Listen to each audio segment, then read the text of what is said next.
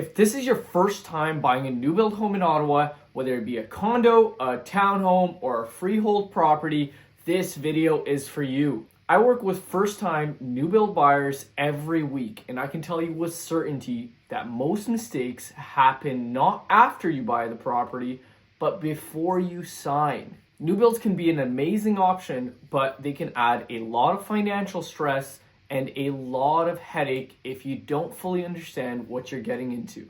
In this video, I'm going to walk you through what you need to know as a first-time new build buyer, how deposits work, what prices actually matter, which costs are associated with buying a new build, and ultimately how to protect yourself as a new build buyer. This isn't builder marketing, this is how new builds actually work.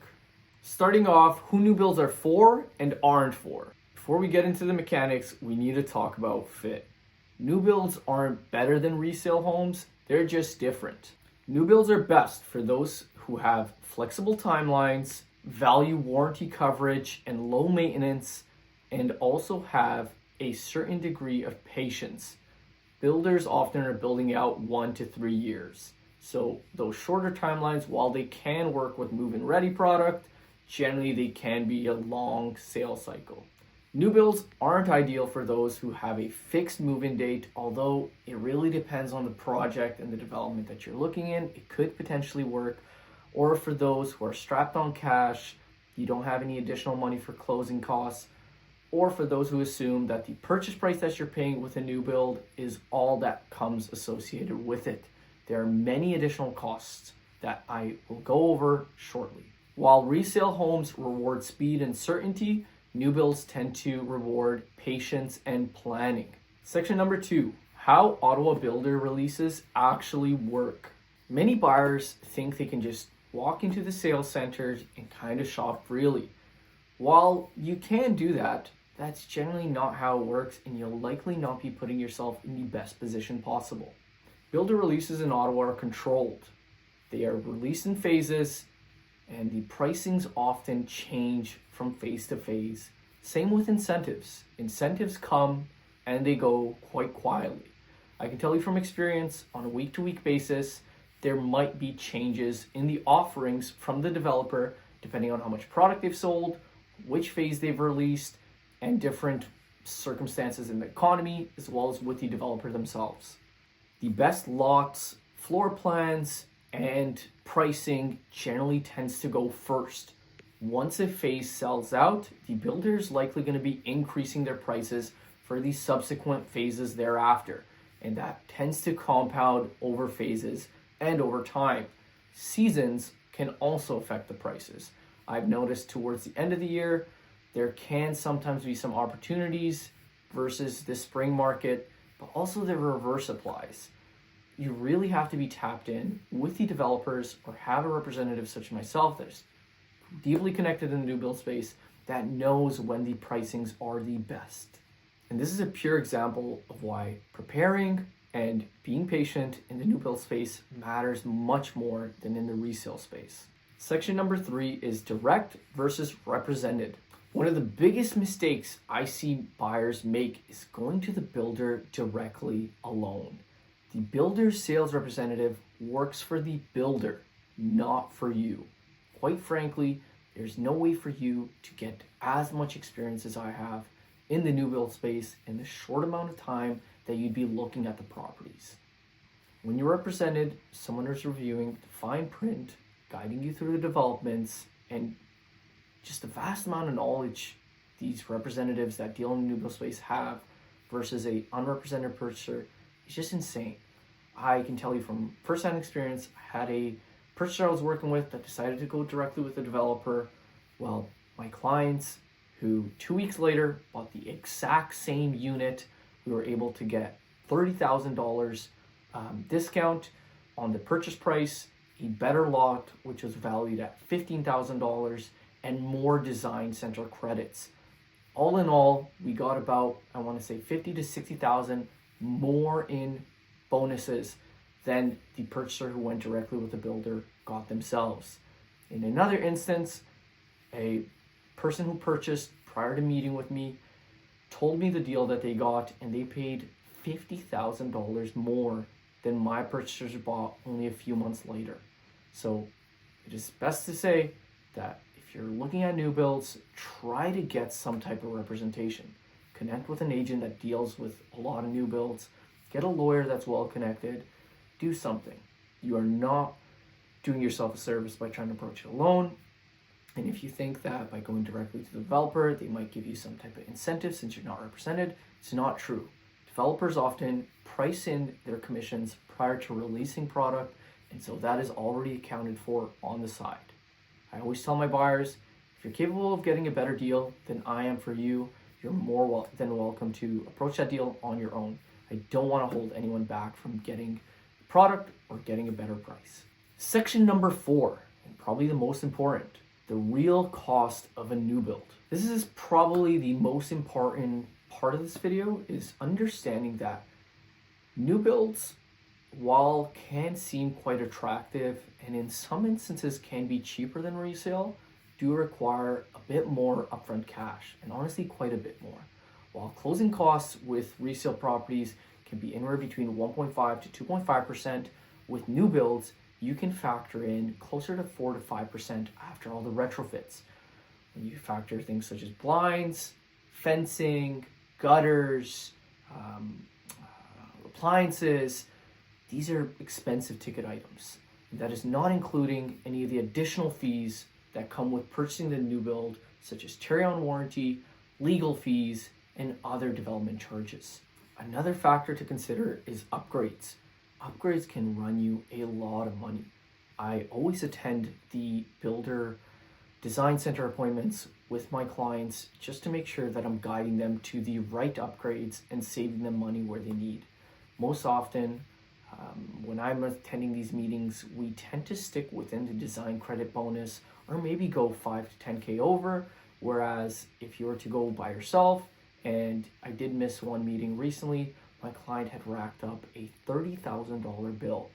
After discussing with them, we reduced that to $17,000 because a lot of the upgrades that they chose were just not as meaningful as they initially thought they would be. And going on upgrades, once again, keep in mind that major structural items should be your priority. These are things such as kitchen layouts, anything that's structural within the property that can not easily be changed later on. Things such as flooring, hardwood staircases, kitchen layouts, finishing the basement. A lot of these items might cost a lot more later down the line should you decide to change them. So I always recommend for those big ticket items, try to focus your upgrades there. Small finishings you can always change later on. Section number 5 is going to be interim occupancy. This only applies to condominiums and it's only in Ontario. For some reason, we have 2 closing dates. We have the period where you take occupancy of the property. This is where the developer gives you the keys to the home and access to the unit and charges what's called a phantom rent. This phantom rent is a fee that you pay to the developer, which is comprised of the total balance that you owe the developer, the interest rate on that, which is according to the Bank of Canada's overnight lending rate, a estimated property tax, and estimated maintenance fees.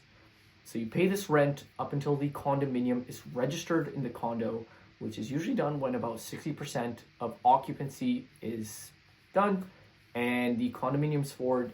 Only then do you come to your second closing date, which is the actual title transfer. You then get ownership of the property, title transfers over, and now you start paying your mortgage and you officially own the unit, which means you can sell it, rent it out, do whatever you want. Section number 6, timelines, delays, and rate risks. Timelines are another place where many buyers get hurt financially and emotionally. The developer is doing their best to deliver your product at the date that they initially promised. But keep in mind, with projects spanning 2 years, 1.5 years, 1 year, there might be an opportunity for delays. So it's really imperative that you have some type of backup plan or some flexibility. Now what's good is the developers in Ottawa do have to give you a 90 days notice to let you know that, hey, we're going to be delaying it by X date. But as per the agreement, they do have anywhere between 6 to 12 months that they can delay the product. Now, with my extensive experience, I know which developers tend to delay and which developers don't, which is a huge consideration, as a lot of people that are inexperienced will buy a product, think that their first closing date is the official closing date, and then when they get out of their rental agreement or sell their property, they're now in a situation that will bring them a lot of emotional and financial stress. So if you're selling property to get into this home, it is imperative that you have a professional that is extremely experienced in this space guiding you so that you're protected. Another factor to consider is your rate strategy. With most new builds that are closing 6, 12, 18, 24 months out, you're not going to be able to get a firm approval from a lender, meaning that between the period of you purchasing the property actually being delivered, and you being able to get your financing commitment, rates might change, your job situation might change.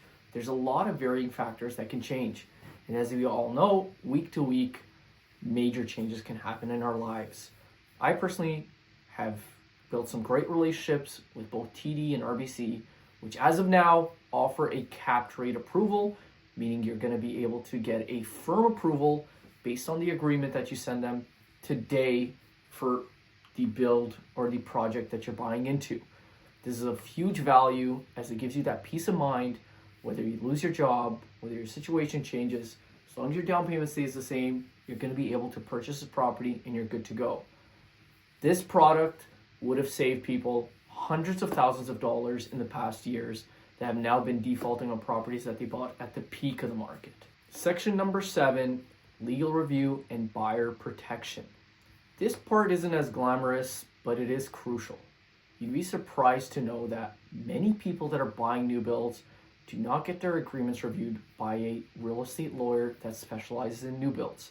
They trust the builder's representatives or their friends and family that suggest them to buy a new build, and then when things such as development charges, delays, so on and so forth happen, they're surprised. All buyers of new builds should be getting an experienced real estate lawyer in the new build space that can review the document and advise you on what you need to do. I personally have seen a lot of these agreements, and they're all extremely skewed towards the builder. And you got to understand, there's about 80 pages of legal jargon. There's just too much to go through, and the way it's worded can be a bit tricky. I've purchased a few units recently, some single homes that are closing a bit further out with a lot of my buyers, well, 3 to be exact. And for all of them, we put a cap on the development rates, the development charges. I know a lot of the people that were in line or purchased similar product have not. And so when the closing dates come and they have a $15,000 bill from the developer, they're going to be quite shocked. Now, my buyers understand that because of these caps we put, we only have a potential maximum of anywhere between $6,000 to $8,000 that we can spend on those DCs. Now, development charges, quick explanation: should the builder incur additional costs to develop the property between now and the time of closing, they do have legal rights to lay that cost over to the buyers. This is honestly just a part of new builds. It kind of makes sense, but you just need to know this stuff before you get into the purchase. Section number 8. So we're just going to recap the biggest mistakes I see buyers make. Here are the most common mistakes I see. Mistake number 1 is going to be not acting on the right opportunities. I had a purchaser recently who, unfortunately, after a few weeks of debating on whether they should enter this specific project, took a bit too long. And by the time they decided they wanted to move forward, the developer had increased the prices by about 8%. The simple reason for that is they started selling out of the project, and they decided the incentive that they offered was a bit too good. So if you see the right product and it fits the bill and everything is right, act on it sooner rather than later. But at the same time, don't be emotional about the decision completely. Try to approach it with a logical frame of mind so you don't make rash decisions. Number 2 is going to be over upgrading the property. A lot of standard finishings by developers are quite nice. And sometimes I don't recommend to my buyers, depending on their budget, to do much of upgrades. I think for a lot of the developers, anywhere between 5 to 10,000 in upgrades can go a pretty long way. Number 3, not budgeting correctly. Between your deposit to the developer, your upgrades, your closing costs, your retrofitting of all the items within the home, you have to make sure you really understand your numbers. I mean, appliances alone can run you 8 to 10,000 depending on the quality of them. Blinds can run you 3 to 6,000. Gutters can run you $2,000. The closing costs of the builder are going to be anywhere between an extra $2,000 to $3,000. There's a lot of little fees that if you don't budget correctly can leave you in a situation where you're quite cash strapped and stressed out financially by buying this new build. Mistake number 4 is going to be acting a bit too soon. When you don't do enough research and you don't look at enough developers, you can sometimes think the product that you found is the perfect one, when in reality, after doing more research, it turns out it was not a good option whatsoever. I recently had a purchaser who I had met with, and they had let me know that they were in talks with a developer and were going to be signing their agreement. I wish them the best of luck, but I did implore them to explore some different developers, and I'd be happy to show them it. So after doing quite a few visits to some different presentation centers, the developers I recommended in their location, which was Riverside South, they decided that another developer with a product that was only about 20,000 more offered a lot more in terms of finish, quality, and overall size. So the value they were getting with a new developer was much, much better, and the price difference was well within their price range. So do not buy the first builder you see. I always recommend visit at least 2 to 4 developers, preferably 4 or more, before you make the decision to purchase a new build property. Section number 9, how to buy a new build the smart way. When you're looking at purchasing a new build, you have to filter it through these 4 criteria: the price, the risks associated, the total cost, and the timelines. If one or any of these things don't make sense, truly reconsider the purchase that you're making. Reconsider it, sit down, analyze it deeply, get second opinions, and decide, is this something that you're worth pursuing? At the end of the day, it's just a property. They come and go.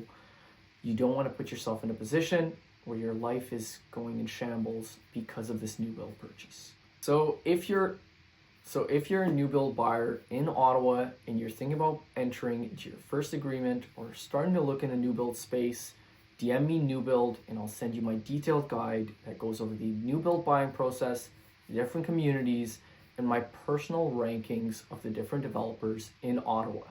Additionally, if you want to have a virtual consultation, I'll put the link below where you can book a meeting one-on-one with me. Again, just information, no pressure. Hope you enjoyed and hope you found this valuable.